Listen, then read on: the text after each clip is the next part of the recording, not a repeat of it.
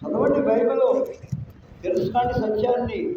అంతేగాని గుడ్డిగా యేసు ప్రభు మాకు వద్దయ్యా, మా దేవుడు మాకు ఉంటాడు వెళ్ళిపోవకండి. దేవుడు ఇంతమంది అంటున్న లోకంలో ఒకే దేవుడు, ఒకే దేవుడు. ప్రపంచం మొత్తానికి ఒకే సూర్యబింబం ఉంది. నువ్వు అమెరికా అయినా ఈ సూర్యుడే, ఇంగ్లాండ్ అయినా ఈ సూర్యుడే, చైనా వెళ్ళినా, ఇండియాలో, ప్రపంచంలో ఎక్కడికి వెళ్ళినా కానీ ఆకాశంలో కనబడేది సూర్యుడి బింబమే. సూర్యుడి దేవుడు కాడు. 10 మంది అనుకుంటున్నారు ఆ సూర్యుడు ఒక దేవుడు, చంద్రుడు ఒక దేవుడు, ఆ చెట్టు ఒక దేవుడు, పుట్ట ఒక దేవుడు, కుక్క ఒక దేవుడు. కుక్కను కూడా పూజించే వాళ్ళు ఉన్నారు, పంది కుక్కను కూడా పూజించే దేవుడు ఉన్నారు, ఏనుగులను పూజించే దేవుళ్ళు మనుషులు ఉన్నారు లోకంలో. నిజమైన దేవుడు ఎవరో తెలియకుండా సృష్టికర్తను మరిచి జనులు సృష్టిని పూజిస్తున్నారు. చదవండి రోమపత్రిక 1వ అధ్యాయము. మనం ఎవరికి ప్రార్థన చేయాలి? మనం ఎవరికి ఆరాధన చేయాలి? ఎవరికి పెడితే మనం ఆరాధించకూడదు, ఎవరిని పెడితే వాళ్ళని మనం పూజించకూడదు. దేవుడని ఎవరికి పెడితే వాళ్ళకి దండం పెట్టకూడదు. చదువు రోమపత్రిక 1వ అధ్యాయము. వారు సృష్టికర్తను మరిచి సృష్టిని పూజిస్తున్నారు. సృష్టిని పూజిస్తున్నారు ఈనాడు లోకంలో. సృష్టికర్తను మర్చిపోతున్నారు. సృష్టికర్త గొప్పవాడా? సృష్టి గొప్పదా? ఒక వస్తువు తయారు చేసిన వాడు గొప్పవాడు, ఆ వస్తువులో గొప్పతనం లేదు. గుర్తుపెట్టుకోండి ఎప్పుడైనా. ఈనాడు టీవీలు, సెల్ ఫోన్లు, విమానాలు, ర్యాకెట్లు, రైళ్ళు అవి గొప్పవి కాదు, వాటిని తయారు చేసిన వాడు గొప్పవాడు. అలాగైతే ఈ భూమిని, ఆకాశాన్ని సృష్టించినటువంటి దేవుడే గొప్పవాడు. ఆ దేవుడే ప్రభువైన యేసుక్రీస్తు వారు. చూడండి, అది ఎంత గొప్ప దేవుడు అంటే, అడుగుడి మీకు ఇవ్వబడును. నువ్వు అడిగితే దేవుడు ఇస్తాడు. తట్టుడి మీకు తీయబడును, వెతకుడి మీకు దొరుకును. మరి అడుగుతున్నారు. అడగడం అంటే ఏంటి? ప్రార్థన చేయటం. వెతకడం అంటే ఏంటి? ప్రార్థన చేయటం. తట్టుట అంటే అర్థం ఏంటి? ప్రార్థన చేయటం ఏంటి? ప్రార్థన 10ంటికని నేను ప్రకటన చేశాను. ఇప్పుడు టైం ఎంత అయింది? 11 దాటిపోయింది. సమయాన్ని మనం పాటించాలి. మన కోసం రైలు బండి అక్కడ ఉండదు. పినాకిని 7 గంటల కంటే 7 గంటలకి మనం ఉంటేనే ప్రయాణం చేస్తాం. చెన్నై వెళ్తాం, మద్రాసు వెళ్తాం. అంతేగాని నేను 8ంటికి వస్తానయ్యా, వెళ్తానంటే కుదరదు. నీకోసం రైలు బండి అక్కడ ఆగదు. అంటే మందిరం ఎక్కడికి వెళ్ళదు. మనం ఎప్పుడు వచ్చినా ఈ మందిరం ఇక్కడే ఉంటుంది. అది మనలో ఉన్న నిర్లక్ష్యం, ఇది మనలో ఉన్న సోమర్థనం. ఇది ఒకప్పుడు ఒంగోలు సైడ్కు పనులకు వెళ్ళేవాళ్ళు. 5 గంటలకల్లా అన్నం వండుకొని తిని టిఫిన్ పెట్టుకుని పరిగెత్తేవాళ్ళు స్టేషన్ దగ్గరికి. ఇప్పుడు ఏమైంది? ఆ మంట ఏమైంది? ఆ తీవ్రత ఏమైంది? ఆ మనుషులే ఈ మనుషులు. మరి దేవుని సన్నిధికి 10ంటికే రమ్మని చెప్పాను నేను. కొంచెం ఆలస్యంగా ప్రారంభించాను, 10:30కి చెప్తున్నా. టైం అంటే టైం అంతే. మనం టయాన్ని పాటించాలి. క్రమశిక్షణ ఉండాలి మన జీవితంలో. పిల్లలకు 10 గంటలకి 8 గంటలకి స్కూల్ అంటే జాన్ వెస్లీ నన్ను తొందర చేస్తాడు. తాతయ్య రా అంటాడు. అంటే 8 గంటలకు నేను స్కూల్లో ఉండాలని. మరి మందిరంలో ఎందుకు ఉండకూడదు అంటే ఊరికి నేను ప్రశ్నిస్తున్నాను. ఎవరైనా సరే, ఒక్కడికే కాదు, నేను అందరూ చెబుతున్నా ఈ మాట. ఒక మాట మనం చెప్పిన తర్వాత మనం పాటించాలి. ప్రభు ఏం చెప్పాడు? ఈ నా మాటలు విని వాటి ప్రకారం చేయువాడే పరలోక రాజ్యంలో ప్రవేశిస్తాడు. వినాలి, విధేయత చూపించాలి. వినటం వల్ల విశ్వాసం కలుగును. సరేండి, మన ప్రభు ఎంత గొప్ప దేవుడు అంటే అడిగితే ఇచ్చే దేవుడు. ఒకసారి 2 గుడ్డోళ్ళు మరి త్రోవ పక్కన ఉన్నారు. యేసు ప్రభు వెళుతూ ఉంటే గొప్ప జనసమూహం ప్రభువుని వెంబడిస్తున్నారు. సందలుగా ఉన్నాయి. ఆ గుడ్డోళ్ళు అన్నారు, కళ్ళు లేవు కదా, ఏమిటి ఇంతమంది మనుషులు శబ్దం వినపడుతుంది, ఈ దారిలో ఎవరు వెళ్తున్నారని ఒకడిని అడిగాడు. అయ్యా, నజరేయుడైన యేసు ఈ మార్గంలో వెళ్తున్నాడని. ఆ గుడ్డోళ్ళు ఏం చేశారు తెలుసా? ఇద్దరు గుడ్డివాళ్ళు, దావీదు కుమారుడా మమ్మల్ని కరుణించు అని కేకలేస్తున్నారు, అడుగుతున్నారు. కారణం ఏంటి? మేము గుడ్డోళ్ళమయ్యా, మా కన్నులు తెరు. ఈనాడు లోకంలో కొంతమంది కళ్ళుండి గుడ్డోళ్ళుగా బ్రతుకుతున్నారు. కళ్ళు ఉండే కానీ గుడ్డోళ్ళు ఏం చేస్తారు? 2 కొరింథీ 4వ అధ్యాయం చదవండి, ఆ మాట ఉంది. ఈ యుగ సంబంధమైన దేవత ఏం చేస్తున్నాడు? అవిశ్వాసులైన వారి మనోనేత్రాలకి గుడ్డితనం కలుగు చేసిన 2 కొరింథీ 4:4 చదవాలి. పెద్దగా చదువు. దేవుని స్వరూపి అయిన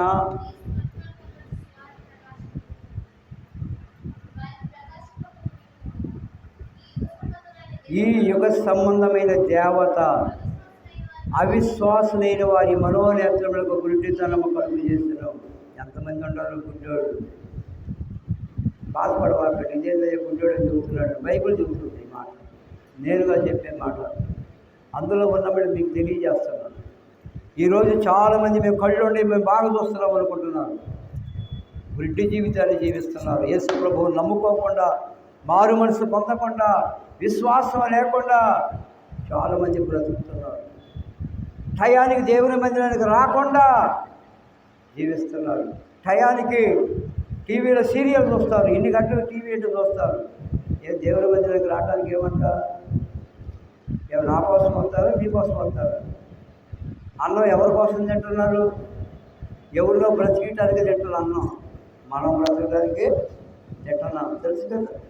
అలాగే మన జీవితాల్లో టైం ప్రకారం దేవుని సన్నిధికి రావాలి. దేవుని సన్నిధిలో దేవుని స్తుతించాలి, దేవుని కీర్తించాలి, దేవుని వాక్యం ధ్యానించాలి, దేవుని సన్నిధిలో ప్రార్థన చేయాలి. అంతేగాని ఉపవాస ప్రార్థనలు అని చెప్పి ఒక 2 గంటల పాటలు పాడి 10 నిమిషాల వాక్యం చెప్పి ముగించడం కాదు. 2 గంటలు పాడేవాళ్ళు ఉంటారు మన ఊళ్ళో పాటలు. మనం ఎన్ని పాడతాం? 4 పాటలు లేక 3 పాటలు. పాటలకు ఎక్కువ ప్రాధాన్యత ఉండదు. వాక్యం మాత్రం ఒక అరగంట ఉంటుంది, అరగంటలో నేను ముగిస్తాను, ఇంకొక 10 నిమిషాల్లో ముగిస్తాను, అయిపోతుంది. ఇక ప్రార్థన చేసుకోవడమే. జాగ్రత్త. పాటలు 2 గంటల పాడి నువ్వు వాడు అయ్యా నువ్వురా, ఇదే పరారం కాదు. ప్రతి దానికి సమయం ఉంది, ప్రతి దానికి హద్దులు ఉన్నాయి.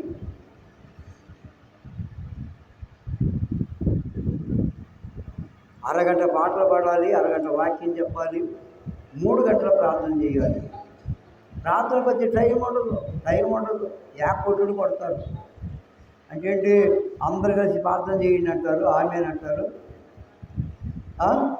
ఒక పక్క వాసన వస్తూ ఉంటుంది, అలా వాసన, కోడి మాసం వాసన. జాగ్రత్త. దేవుని సన్నిధిలో ప్రార్థన చేయాలి. దేవుని పిల్లలు నోరు తెరిచి ప్రార్థన చేయాలి. ప్రభువు చెప్పింది అదే కదా, అడుగుడి మీకు, అడిగితే ఏమవుతుంది? దేవుడు ఇస్తాడు. వెతకుడి మీకు దొరుకును. అడగాలి, వెతకాలి, తట్టాలి. నీవు ఎవరైనా ఇంటికి వెళ్ళేవనుకోండి, వాళ్ళు ఇంట్లో ఉన్నారు, నువ్వేం చేయాలి? తలుపు తట్టాలి. తలుపు తట్టే వాడు తలుపు చేస్తారు. తలుపు అంక చూసి వెళ్ళిపోతే నువ్వు వచ్చింది లోపల ఉన్నవాడికి ఏం తెలిసింది? తలుపు అట్ట తట్టంగానే అంటే తలుపు చేస్తారు. ఎవరో వచ్చారు, వెతుకు. నువ్వు డబ్బులు పోగొట్టుకుంటే ఎదుగుతావు కదా. నేను చాలాసార్లు డబ్బులు పోగొట్టుకుంటాను, అవి ఎవరు వాళ్ళకి దొరుకుతాయి, ఇంట్లో వాళ్ళకే దొరుకుతాయి. తర్వాత గుర్తు వస్తుంది, అదే నేను ఎక్కడ పోగొట్టుకున్నాను డబ్బులని, ఎక్కడ బాగున్నాయి. మా ఇంట్లో వాడు చాలా మంచి వాళ్ళు ఇస్తారు, కాస్ట్లీ ఇవ్వ డబ్బులని. 10 మంది తీరు, మా నాన్న డబ్బులేక, మా తాతయ్య డబ్బులకు దాచుకునే వాళ్ళు ఉంటారు, కొంతమందిలే. జాగ్రత్త. వెతుకుడి దొరుకుతున్నావు. ఒకడంట బాగా తాగి ఉంటాడంట, వాడు తాగి చీకట్లో డబ్బులు పోగొట్టుకుని లైట్ దగ్గరికి వచ్చి వెళ్తుంది. దేవుడు ఆడుతున్నాడట. వాడు డబ్బులు పోగొట్టుకుందని చీకట్లో వాడు వెతికేది ఎక్కడ? లైట్ వెలుగుతూ ఉంది. ఇటు మూల మీద మనకు లైట్ ఉంది కదా మన ఎదురుగా. వాడు ఎక్కడో పోగొట్టుకున్నాడు. ఎవరు అడిగారంటే, ఏందిరా నువ్వు దేవుడు అడిగేదని? అయ్యా నేను డబ్బులు పోయి ఎదుర్కొన్నాను అంటాడు. ఎక్కడ పోయినారంటే చీకట్లో పోయి అన్నారంట. ఏంద్రా పిచ్చోడ ఏడ ఎదుగుతున్నామంటే, ఇక్కడ ఎదురుగా ఉంది, ఇక్కడ దొరుకుతాయా? నువ్వు ఎక్కడైతే పోగొట్టుకున్నావో అక్కడే వెతకాలి. నువ్వు ఎక్కడైతే పోగొట్టుకున్నావో అక్కడే వెతికితే దొరుకుతాయి. ఒక లైట్ తీసుకెళ్ళి వెతకాలి. అంతేగాని ఈ లైట్లు ఉన్న అక్కడికి వెళ్ళి నువ్వు వెతికితే నీకు దొరకవు. నీ జీవితకాలం అంతా ఎదిగినా కానీ రూపాయి దొరకదు. కొంతమంది లోకంలో అట్లా ఉండాలి. పోయేది ఒకసాట, వెతికేది ఒకసాట. జాగ్రత్త. ఎక్కడైతే మనం పోగొట్టుకుంటామో అక్కడే మనం ఏం చేయాలి? వెతకాలి. వెతకుడి మీకు దొరుకును, తట్టుడి మీకు తీయబడును. అమ్మ ఇట్లా ఇట్లా చూసాం.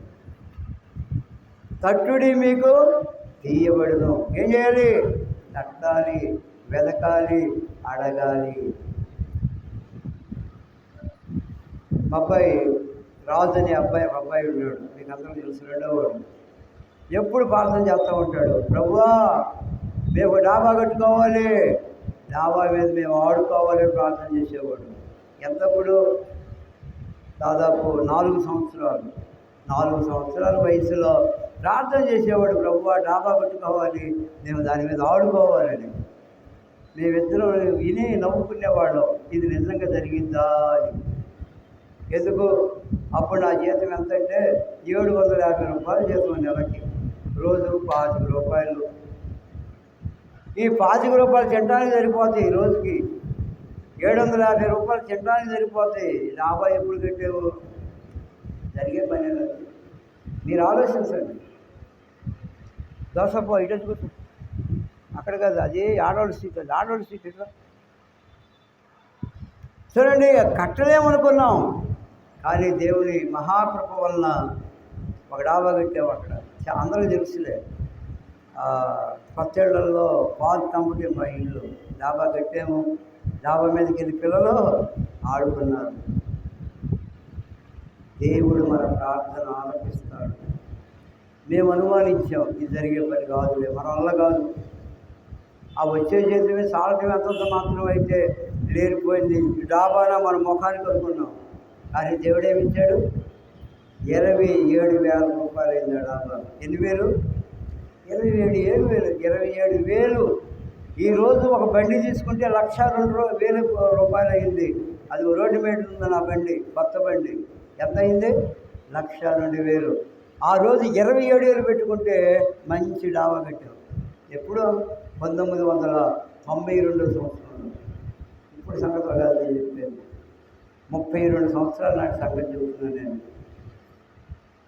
ఎవరి జీవితాల్లో దేవునికి ప్రార్థన చేస్తారో ఆ ప్రార్థన దేవుడు వింటాడు. పాట కూడా ఉంది కదా, వింటాడు ఆ దేవుడని. వింటాడు ఆయన. వినిపించుకొని దేవుడు కదా మన దేవుడు. ఒకసారి ఎవరైనా మనం కాకేసామనుకోండి, వాడు ఇని అన్నట్టుగా పోతూ ఉంటాడు. ఉంటారు అలాంటి వాడు మన ఊళ్ళో ఉంటారు. మన ఈ మధ్య ఒకటి తినే పాన్ ఏంటంటే కైలి, వాడు ఇటు చూసుకుంటూ వెళ్తున్నాడు, కడుపు మండి రే అన్న రేయడానికి ఇటు చూసి అట్లా వెళ్ళిపోతున్నాడు. బుద్ధి లేనివాడు. వాడి వయసు ఎంత? వాడికి పెళ్లి లేదు, ఏమి లేదు, పెళ్లి కూడా కాలేదు. కాకేసి సమాధానం పోతున్నాడు, కడుపు మండిపోయింది, పడదామంత కోపం వచ్చింది. వాడు నా కొడుకు వరుస అవుతాడు అన్నారు వాడు తమ్ముడు. అంటే వాళ్ళ బాబాయ్ కొడుకు, మైక్లో చెప్పడం బాగదు. రెండోవాడు. ఇక్కడే ఆ సంగతి జరిగింది, మన ఎలీషా వాడి ఇంటి ముందే. నేను డైలీ ఇక్కడికి వస్తాను. ఆలోచన చేయండి. యవ్వన కాలంలో త్రాగుబోతులు అయిపోతున్నారు, యవ్వన కాలంలో ఖైదీలు నమ్ముతున్నారు, యవ్వన కాలంలో డ్రగ్స్ వాడుతున్నారు. చూడండి, ఏంటది ఆకు, ఏం ఆకది? మత్తు కలిగించే ఆకు ఉంది, పేరు మర్చిపోయా, నాకు తెలియదుగా, నేను ఎప్పుడు తాగలేదుగా ఆకు. ఏమాకది? దొంగతనంగా బండెత్తుంటాడు.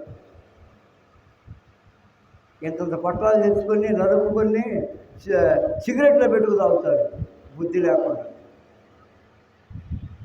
ఆలోచన చేయండి, ఏదైతే దేవుడు చెయ్యొద్దని చెబుతాడో అదే మానవుడు చేస్తున్నాడు, అదే పాపం.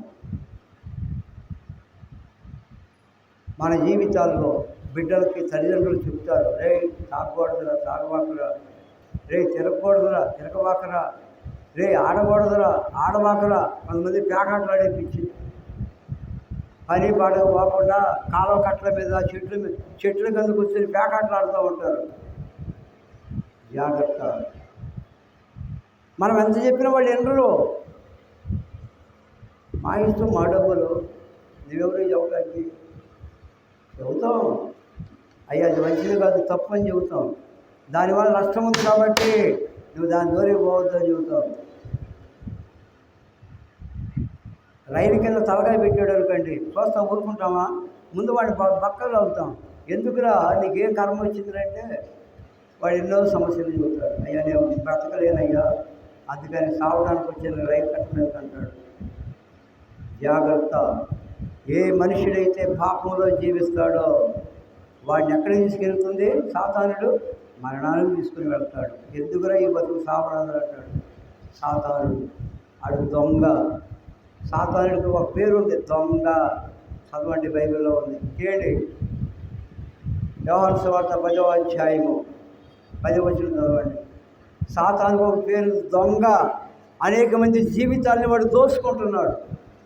అనేక మంది జీవితాన్ని నాశనానికి తీసుకుని వెళుతున్నాడు, మరణానికి తీసుకుని వెళుతున్నాడు. మన బిడ్డలని లేక నీ భర్తని అనేక చెడు అలవాటుకు బానిసలుగా చేసి వారి జీవితాలను పాడు చేస్తున్నాడు అన్నారు. చదువు.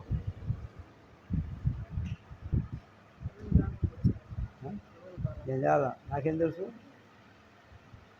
చదవండి. మత్తయి సువార్త 10:18 చదువు. దొంగతనములు ఎన్నో వచనం యోహాను 10:10 తీయండి, బైబిల్ తీయండి. వారికి ఏదో కాలక్షేపానికి రాలి ఇక్కడికి చదవగలిగినటువంటి బైబిల్ చూడండి. దొంగతనములు, హత్యలు, నాశనం చేయడానికి వచ్చును కానీ మరి దేనికి రాడు. దొంగడు దేనికి వస్తాడు? ఆ దొంగ ఎవడో? సాతానుడు. మనుషులు కాదు దొంగ అంటే ఇక్కడ సాతానుడు. వాడు చేసే పని ఏంటి? దొంగతనం. నేను దొంగతనం చేయడానికి వాడు ప్రేరేపిస్తాడు, నీలో దొంగ బుద్ధి పుట్టిస్తాడు. ఒకప్పుడు నేను యేసు ప్రభువుని నమ్మకముందు సినిమాకి వెళ్ళడానికి ఓదులు కట్టుకొచ్చేవాడు పొలం వెళ్ళి. దౌర్భాగ్యుడు. అయ్యో నేనంత దౌర్భాగ్యుడును. చదవండి, రోమపత్రిక 7వ అధ్యాయము 28వ వచనం చదవండి. అక్కడ ఉన్నది, అయ్యో నేనంత దౌర్భాగ్యుడును, ఇట్టి మరణములకు లోనకు శరీరము నుండి నన్ను ఎవడు విడిపించును. చదవండి. అయ్యో నేనెంత దౌర్భాగ్యుడును, ఇట్టి మరణములకు లోనకు శరీరము నుండి నన్ను ఎవడు విడిపించును. మన శరీరం, మనము దౌర్భాగ్యులం. మనం రే దౌర్భాగ్యుడు అంటే వాడికి ఎంత రోషం వస్తుందో బైబిల్ చదివిస్తుంది. దౌర్భాగ్యుడు, దిక్కుమాలి వాడు అని చదివిస్తుంది, దరిద్రుడని చదివిస్తుంది. నాకేం డబ్బు ఉంది, నాకేం బిల్డింగ్ ఉంది, నా కారు ఉంది, అయ్యుండి ఇవ్వండి అనుకుంటున్నారు లోకంలో మనుషులు. కానీ ఎలాంటి స్థితిలో ఉన్నాడో ప్రకటన గ్రంథం 3వ అధ్యాయంలో చదవండి. ప్రకటన గ్రంథం 3వ అధ్యాయము చూడండి, 17-18 వచనాలు చూడండి. అనేక మంది లోకంలో అనుకుంటున్నారు మేము ధనవంతులవి, ధనవృద్ధి చేసుకుంటున్నాం, పొలాలు కొంటున్నాం, స్థలాలు కొంటున్నాం, బిల్డింగులు కట్టిస్తున్నాం. జాగ్రత్త, జాగ్రత్త. నీ జీవితానికి నీకే గ్యారంటీ లేదు. చదువు ఇప్పుడు. ఎన్నో వచనం? 17వ వచనం. నీవు దౌర్భాగ్యుడువును, దిక్కుమాలిన వాడవు, దరిద్రుడివి, గుడ్డివాడవు, దిగంబరుడవై ఉన్నావని ఎరుగుక నేను ధనవంతుడును, అసలు ధనవృద్ధి చేసుకుంటున్నాను. ఈనాడు చాలామంది బ్యాంకుల్లో అకౌంట్ పెరిగిపోతుంది, వృద్ధి అవుతుంది. అకౌంట్ ఎక్కువైపోతుంది. డబ్బులు దాచుకుంటున్నారు బ్యాంకీలో. బైబిల్ సెలవిస్తుంది ఏమని? ధనవృద్ధి చేసుకుంటున్నానయ్యా, నేను ధనవంతుడిని అయ్యా అనుకుంటున్నాడు. కానీ బైబిల్ ఏమంటుంది? నువ్వు దౌర్భాగ్యుడు అంటుంది, నువ్వు దరిద్రుడు అంటుంది, నువ్వు దిక్కుమాలిన వాడు అంటుంది, నీవు దిగంబరుడు అంటుంది. మరి ఏం చేద్దాం ఇప్పుడు? ఏం చేయాలి? ఏం చేస్తే ఈ దౌర్భాగ్యపు స్థితి నుండి, దరిద్రపు స్థితి నుండి మనం బయటపడగలం? చదవండి 2 కొరింథీ 8వ అధ్యాయం 9వ వచనం చదవండి. 2 కొరింథీ 8:9. అన్నారావు చదువు. ఆగమ్మాయి అన్నారావు చదువు. నేను చదవమన్నా వాళ్ళే చదవండి. నీవు పెద్దగా చదువు, నాకు సరిగ్గా వినపడట్లేదు. సరిగ్గా చదువు. హలో చదువు. ప్రభువైన యేసుక్రీస్తు కృపను ఎరుగుదురు కదా, ఆయన ధనవంతుడై ఉండి. అమ్మా, మనం ఆరాధించే దేవుడు ఎవరు? మనం ప్రార్థన చేసే దేవుడు ఎవరు? ధనవంతుడు. ఎవరైనా ధనవంతుడని బైబిల్ సెలవిస్తుంది. ఈ భూమి ఆకాశం నాది అంటున్నాడు. 6 ఎకరం పొలం ఉంటే చాలు అదిరిపడుతూ ఉంటారు. ఒక్కొక్కడు ఉండేది 6 ఎకరమే. ఎకరం పొలం ఉంటే చాలు ఇంకంత అదిరిపడతారు. 10 ఎకరాల పొలం ఉంటే చాలు నా ఇంట్లో లేడంటారు. ఒక మంచి బిల్డింగ్ ఉంటే చాలు నాకేంటంట, నేను ఎందుకు రావాలి ప్రార్థనకి, నేను ఎందుకు రావాలి, దేవుని ఎందుకు నమ్ముకోవాలి, నాకేమి లోటు, నా అకౌంట్లో 10 లక్షలు ఉన్నాయి, నీకే ఉండేరా అన్నవాళ్ళు ఉన్నారు నాతో. పేరు చెప్పండి. జాగ్రత్త.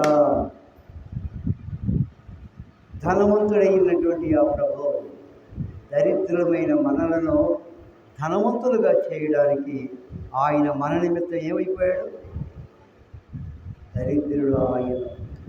చూడండి, ఆయన ప్రేమ ఎంత గొప్పదో. మనం దరిద్రులమే, దిక్కుమాలినోడమే, దౌర్భాగ్యులమే, దిగంబరులమే, మరి పనికిమాలినోడమే. చూడండి, మన పేర్లు ఎట్లుండేవో మనం ఎవరో తెలుసుకోవాలి. నేనైనా నీవైనా మన నిజ స్థితిని మనం తెలుసుకోవాలి. బైబిల్ సెలవిస్తుంది. కానీ మన ప్రభు మనల్ని ఏం చేశాడు? ధనవంతులుగా చేయడానికి ఆయన దరిద్రుడిగా ఈ లోకానికి వచ్చాడు. ఈ ప్రపంచంలో ఎవరు దరిద్రాన్ని కోరుతారు? ఏం కోరుకుంటారు? ధనం కావాలనుకుంటారు. మరి మంచి ₹1,00,00,000 కారు కావాలనుకుంటారు. ఈ మధ్య అంబానీ అనేవాడు 12 కోట్లు పెట్టి ఒక కారు కొన్నాడు. వాళ్ళంత ఆస్తి ఉన్నది. అంబానీ అనేవాడు మామూలుడు కాదు. మన ఇండియాలో 1 or 2 1 ధనవంతుల్లో నెంబర్ 1. ప్రపంచంలో 4వ 5వ ఉంది ధనవంతుల్లో. ఒక రోజుకు వచ్చి కొన్ని లక్షల రూపాయల ఆదాయం. వాళ్ళ ఇల్లు ఉంటుంది, డైరెక్ట్గా ఇంట్లోకి వెళ్ళిపోతుంది కారు. పనివాళ్ళు ఉంటారు, పిచ్చబోళ్ళు అంత పనివాళ్ళు ఉంటారు. బ్రహ్మాండమైన భోజనం ఉంటుంది అక్కడ. ఇక లోపలికి వెళ్తే బయటికి రాబుద్ది కాదట. అలాంటి బిల్డింగ్, కొన్ని అంతస్తుల బిల్డింగ్, కారు లోనికి వెళ్ళిపోతుంది. బయలుదేరంటే సెక్యూరిటీ, ఎవడు చంపేస్తాడో దారిలో అని చెప్పి సెక్యూరిటీ. మనమైతే అన్నం తిన చెట్టు కింద పోకుండా మన జోలికి వచ్చేవాడు ఎవడు? ఆ పాకలో కూర్చున్న ఎవడు మన జోలికి వచ్చేవాడు. ఎందుకో మనం పేదవాళ్ళం కాబట్టి. ఉన్నవాడు ఏం చేస్తాడు? ఒక మినిస్టర్ ఏం చేస్తాడు? వాడు ముందు కారు వెనక car. Security Z circle security అంటారు. అంటే ఏంటి? ఎట్నుండి ఎవడు ఏ బాంబు వేస్తాడు అనేది ప్రూఫ్. దాన్ని ఏ ప్రూఫ్ అంటారు? కాల్సినా కానీ, బాంబు వేసినా కానీ ఆ కారు పగిలిపోదు. 12 కోట్లు అయింది ఆ కారు. ఈరోజు ముఖ్యమంత్రి కానీ, ప్రధానమంత్రి కానీ వాడు ఉపయోగించే కార్లు ఖరీదులు కొన్ని కోట్ల రూపాయలు. వాడు బాంబు వేసినా కానీ వాడు అందులో బాగానే ఉంటాడు. అలాంటి సెక్యూరిటీ ఉంది. నేను ఎందుకు చెప్తున్నానంటే, ఈ లోకంలో ఎన్ని సెక్యూరిటీలు ఉన్నా, నీ జీవితంలో ఎన్ని కోట్ల రూపాయలు ఉండా, నీ జీవితంలో ఎంత పొలం ఉండా, నీ బ్యాంక్ అకౌంట్ ఉండా, నువ్వు దరిద్రుడివి అని బైబిల్ సెలవిస్తుంది. దేవుని వాక్యం సెలవిస్తుంది. మనం ధనవంతులం కావాలంటే యేసయ్యను నమ్ముకోవాలి. ధనవంతులు కావడానికి కలెక్టర్ అవ్వక్కర్లా, లేదా ఇంకొక ఏదో మంచి ఉద్యోగం కానక్కర్లేదు. జీవము గల దేవుణ్ణి ఎవరైతే నమ్ముకొని బ్రతుకుతున్నారో వారు ధనవంతులు. ఈ భూమి మీద డబ్బు లేకపోవచ్చు, ఈ భూమి మీద మంచి బిల్డింగ్ లేకపోవచ్చు, ఈ భూమి మీద మంచి కారు లేకపోవచ్చు. ఒకప్పుడు నా జీవితంలో ఒక డొక్కు సైకిల్ కొనుక్కోవడానికి ఎంతో బాధపడ్డాను. మీకు తెలియదుగా, 1980వ సంవత్సరంలో నా పెళ్ళయింది 78, 80వ సంవత్సరంలో 100 రూపాయలు పెట్టి నండూరు వెళ్ళి సైకిల్ కొనుక్కొచ్చుకున్నా. ఒక డొక్కు సైకిల్, దానికి మడ్గారులు లేవు, సరైన టైర్లు లేవు, ఏవి లేవు. ఎంత ఆనందం ఉందో నాకు ఆ సైకిల్ కొనుక్కుంటే. 100 రూపాయలు, దాదాపు 35 సంవత్సరాలు దొరికా ఆ సైకిల్ లేదు. నేను ఎందుకు చెప్తున్నానంటే, నా జీవితంలో నా స్థితిని నేను మర్చిపోను. కొంతమంది ఉంటారులే, కాస్త కలిగి ఉంటే చాలు మన పాత బతుకు, మన పాత దరిద్రం మర్చిపోతారు. ఒక ఆమంట పల్లకీలో పోతా, ఏంటయ్యి చెట్టుని ఒక్కనొక్కలు ఉండి అంటారు. వాడు అన్నారంట, నేను ఎత్తినే ఎంట్రుకలు ఊడిపోయినాయే అదే అని అన్నారంట. ఒకప్పుడు చింతకాయల బేరం చేసింది నెత్తి మీద పెట్టుకొని, ఇవాళ అంటుంది ఏమిటి ఆ చెట్టులో ఒక్కనొక్కలుగా ఉండి అంటుంది పల్లకీలో పోతా. ఉండాలి అలాంటి వాళ్ళు, మన ఊళ్ళో కూడా ఉండాలి. బాధపడబాకండి, యేసయ్యను నమ్ముకోండి, మారు మనసు పొందండి, పరలోక రాజ్యం వరకు సిద్ధపడండి. హలో, దరిద్రులమైన మన వరకు మన ప్రభు ఏమైపోయాడు మన కోసం? ధనవంతుడైనట్టు ఆ ప్రభు మన కోసం దరిద్రుడయ్యాడు. ఈ లోకంలో ఎవరో దరిద్రాన్ని కొడతారు, అందరూ డబ్బు కావాలి, డబ్బు కావాలి. అడుగు తినేవాళ్ళు ఉన్నారు చూడండి, ఇవాళ రూపాయి ఇస్తే సీరియస్గా చూస్తారు మన ముఖంగా, తెలుసా? ఇచ్చేవాళ్ళు ₹1. అడుక్కునేవాడికి కూడా రూపాయికి విలువ లేదు. జాగ్రత్త, నీ జీవితంలో నీకు సమృద్ధిని ఇవ్వగలిగినటువంటి వాడు దేవుడు మాత్రమే. ఈ భూమి మీద నువ్వు ఎవరిని అడిగినా, నువ్వు ఎన్ని చోట్ల కలిసి చేయి దాపినా నీకు నిరాశ మిగలవచ్చు. కానీ మన ప్రభు, అడుగుడి మీకు ఇవ్వబడును, వెతకుడి మీకు దొరుకును, తట్టుడి మీకు తీయబడును. మరి అడుగుదామా? ఈ ఉదయకాలంలో మనం అడుగుదాం. మన బిడ్డలు మారు మనసు పొందాలి, లేక నీ భర్త మారు మనసు పొందాలి. నీ భర్త త్రాగుబోతుగా ఈ లోకంలో ఉన్నప్పుడు ఆ జీవితం మారాలంటే నువ్వు దేవుణ్ణి అడగాలి. నువ్వు కన్నీరు గార్చినా వాడికి జాలి కలగదు. ఒక భారీగా వాడి ముందు ఏడ్చినా కానీ నీ మీద జాలి కలగదు. సత్యదావు అంటాడు. అలాంటి మనుషులు ఉన్నారు. వాడికి తాగుడే, భార్య లేదు, బిడ్డలు లేదు. ఎంతమంది తమ జీవితాన్ని నష్టపరుచుకుంటున్నారు, ఎంతమంది తమ జీవితాన్ని నాశనం చేసుకుంటున్నారు. ఉద్యోగాలు పోగొట్టుకున్నారు కొంతమంది. దీన్ని అలవాటు లోకంలో ఎంతోమంది ఉంటారు అలాంటి వాళ్ళు. అబ్బాయి ఏంద్రా ఉద్యోగాలకు పట్టలేదంటే, ఎందుకంటే ఉద్యోగం భార్య బిడ్డలు బతికించడానికా ఏంది? వాళ్ళే నన్ను బతికిస్తారు, ఇక నేను బాను అని ఇంట్లో కూర్చునే వాళ్ళు ఉంటారు లోకంలో. జాగ్రత్త. మనిషిగా పుట్టినవాడు కష్టపడి పనిచేసుకోవాలి. మనిషిగా పుట్టినవాడు పుట్టించినటువంటి దేవుణ్ణి, ప్రభు అయిన యేసుక్రీస్తుని నమ్ముకోవాలి, మారు మనసు పొందాలి. బ్రతికినంతకాలం ప్రభువు కోసం బ్రతకాలి. పౌలు ఏమన్నాడు? నా మట్టుకైతే బ్రతుకుడు క్రీస్తే, చావైతే లాభం అన్నాడు. ఉందా అలాంటి విశ్వాసము, నిరీక్షణ నీ జీవితంలో కలిగి ఉన్నావా? అయిపోయింది, టైం అయిపోయింది, నేను ముగిస్తున్నాను. ప్రార్థన చేసుకున్నాం. అడుగుడి మీకు ఇవ్వబడును, వెతకుడి మీకు దొరుకును, తట్టుడి మీకు తీయబడును. ఒకప్పుడు బిడ్డలు లేరు మాకు, పెళ్ళైన 7 సంవత్సరాలకు పిల్లలు లేరు. దేవుణ్ణి అడిగాం. మరీ ఋతువు అయితే ఏం ఏడ్చేది? కన్నీరు విడిచేది. నేను మాత్రం కన్నీరు విడిచేవాడు కాదు, మామూలుగా ప్రార్థన చేసేవాడు. ప్రభువా ఒక బిడ్డని ఒక్కడిని నీ సేవ చేస్తానని చేసేవాడు. ఒక్కడు కావాలనేవాడు. దేవుడు ఎంతమందిని ఇచ్చాడు? 3 ఇచ్చాడు. అడిగి ఊహించు వాటన్నిటికంటే అత్యధికంగా చేయ శక్తి కలిగిన దేవుడు మన దేవుడు. నువ్వు కొద్దిగా అడిగితే దేవుడు ఏం చేస్తాడు? నువ్వు ఊహించిన దానికంటే కూడా అధికంగా ఇస్తాడు. అలాంటి దేవుణ్ణి కలిగి మనం దేవుణ్ణి అడిగి మనం పొందుదాం. అర్థమైందా?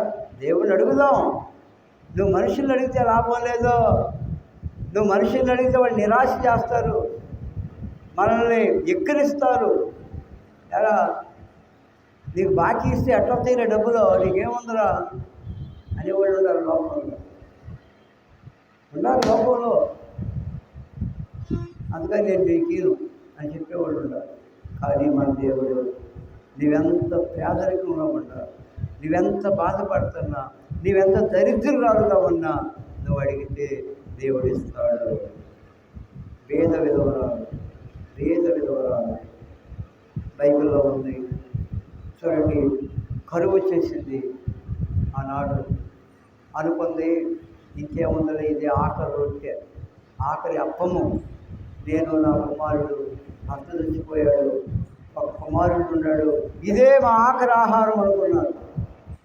ఇక రేపు ఎల్లుండో చచ్చిపోతాం, అన్నం లేకుండా అంతకాలం బ్రతుకుతాడు మానవుడు. అయితే ఏలియా పొలం ఏరుకుంటా ఉంది ఆమె దగ్గరికి వెళ్ళి అంటాడు, అమ్మా నాకు ఒక అప్పం ఇవి అమ్మా అంది. అప్పం అంటే ఏంటి? ఒక రొట్టె. మనమైతే అన్నం వండుకు తింటాం, అక్కడ వాళ్ళు ఏం చేస్తారంటే రొట్టెలు చేసుకుని తింటారు, గోధుమ రొట్టె. ఆమె అయ్యా నాకు నా కుమారుడికి సరిపోను రెండే అవుతి అప్పాలు రొట్టెలు, ఇదే మా ఆఖరి ఆహారం, ఇది తిని ఇరవై చచ్చిపోతాం. కరువు, భయంకరమైన కరువు.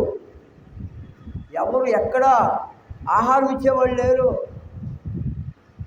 ఏలియా అన్నాడు, మొట్టమొదట అప్పం నాకు తీసుకొచ్చి తర్వాత మీరు తినండి అన్నాడు. ఆ మాటకి అవి లోబడి పొలం ఏరుకుంటూ ఉన్నటువంటి స్త్రీ విధవరాలు గబగబా ఇంటికి వెళ్ళి అప్పం వండి, అప్పం ఆ పెనం మీద వేసి అప్పం తీసుకొచ్చి ఏం చేసింది? ఏలియాకి ఇచ్చింది. ఇచ్చిందా? లేకపోతే అయ్యా నేను నువ్వు భలేవాడివే, మమ్మల్ని అడుగుతున్నావు, ఓ వెళ్ళిపో ఎక్కడికన్నా అని అందా ఆ విధవరాలు? అనొచ్చు కదా. లేకుండా మేమేదో ఈ తిని ఇక చచ్చిపోదాం అనుకుంటే అడుక్కునేవాడు అప్పుడు గీరుకు తినేవాడు పడ్డాడు, వెనకబడ్డాడు అంటారు. సామెత ఉంది. అడుక్కునేవాడు అంట అప్పుడు గీరుకు తినేవాడు పడ్డాడంట. అసలే వీడు లేక బాధపడుతుంటే మరి అడిగాడు. కారణం ఏమిటంటే దేవుడే పంపించాడు ఏలియాను ఆమె దగ్గర. తెలుసా, ఒక పేద విధవరాలు 3.5 సంవత్సరాలు కొండలో నూనె, కుండలో పిండి జరగలేదు, తొట్టిలో పిండి జరగలేదు, కొండలో నూనె జరగలేదు, ఏసే కొందిని అందులో ఊరుతూ ఉన్నది. ఎంత అద్భుతమో ఆలోచించుకోండి. నేను బైబిల్ తీసి చెబుతున్నా, అందులో ఉన్న వ్రాయబడ్డ మాటలు చెబుతున్నాను. ఇంటికి నిదానంగా చదవండి. 1 రాజుల గ్రంథం, 2 రాజుల గ్రంథంలో ఉంది మాట. 3.5 సంవత్సరాల దాకా పిండి అయిపోలేదు, నూనె అయిపోలేదు. ఒక కిలో నూనె మనం పోసుకున్నాం అనుకోండి, వాడుకోవటానికి ఏమైపోద్ది? సరిగ్గా నూనె వేస్తే 10 మంది బాగా నూనె వేసి ఉంటారు, 1/2 కిలో వేసేవాళ్ళు ఉన్నారు. నూనె 4 సార్లు అయితే కిలో అయిపోద్ది. ఉండాలి అలాంటి వాళ్ళు, ఉండాలి మన ఊళ్ళో ఉండాలి అలాంటి వాళ్ళు. వాళ్ళు ఫుల్లు పోసేస్తారు, ఆడే చేస్తాడే నూనె, నేనే వేసేద్దామనే వాళ్ళు ఉన్నారు. అంటే భర్త చేస్తే భార్య జాగ్రత్త చేసుకోవాలి. 10 మంది ఏం చేస్తారు? ఎడ్డీ మడ్డీగా చేసేవాళ్ళు ఉన్నారు. అది తెలియదు, ఎన్ని బియ్యం వేయాలో ఎంత నూనె వేయాలో తెలియదు. ఆలోచన చేయండి. మన దేవుడు అడిగి ఊహించే వాటన్నిటికంటే అత్యధికంగా ఇవ్వగలిగిన దేవుడు మన దేవుడు. దయచేసి మన ప్రభువుని అడుగుతాం. మనుషుల్ని ఎవరన్నా అడగొద్దు. మీరు ఏదైనా అవసరమైతే ఎవరిని అడగాలి? మనం దేవుడిని అడగాలి. ఇంకా నేను చెప్పాలంటే గంట దేవుడు చెబుతాను, ఇక నేను చెప్పను, టైం అయిపోయింది. ఈసారి మళ్ళీ వచ్చే నెలలో 2వ శనివారం నాడు కంటిన్యూ చేస్తాను. ఇది అయిపోవాలా, ఈ అంశం అయిపోవాలా. దాదాపు వరుసగా 6 నెలలు చెబుతా, ఈ సంవత్సరం అంతా చెబుతా. 6 మెసేజ్లు ఇస్తాను. జాగ్రత్త, అడుగుడి మీకు ఇవ్వబడును, వెతకుడి మీకు దొరుకును, తట్టుడి మీకు ఇవ్వబడును. ప్రభు మన కొరకు ఈ మాటలు దీవించును గాక. మన మధ్యకు వచ్చినటువంటి సహోదరి ప్రార్థనకు సంబంధించిన ఒక పాట పాడిన తర్వాత మరి మనం దేవుని వాక్యాన్ని విందాం. ఎన్ని తలసినా ఏమి అడిగినా జరిగేదే నీ చిత్తమే. అమ్మ ముందుకు రా, నువ్వు ఇక్కడికి వచ్చి పాడు. ఏడు కూర్చుని పాడమ్మా, ఆడదాకా రాదు కానీ ఈడకరా.